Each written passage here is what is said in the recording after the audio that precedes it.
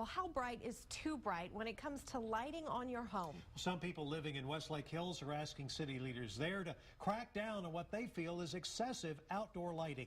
KXAN's Angie Bevan explains the controversy. Here outside of KXAN, we have a good amount of light flooding our parking lot. Mainly, it's for safety purposes. The city of Westlake Hills has an ordinance in place which limits how a homeowner can light up their house and yard. The mayor says the ordinance has been around for a couple of decades. The city has never heard too many complaints about excessive lighting, but over the last several months, a group of residents has asked city leaders to start enforcing the rules. As the mayor and staff started poring over the ordinance, they realized it needs some updates and revisions for clarification. For instance, it references lighting technologies no longer available and doesn't address newer technologies like LED lighting.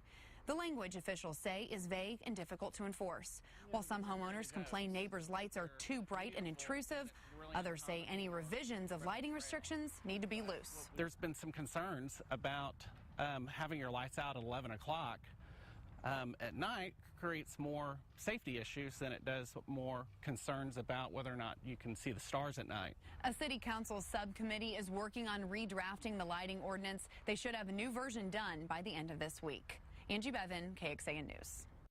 We thought you should know other local cities have dealt with this type of problem before. Back in 2011, Marble Falls began replacing light bulbs in some areas to cut down on light pollution.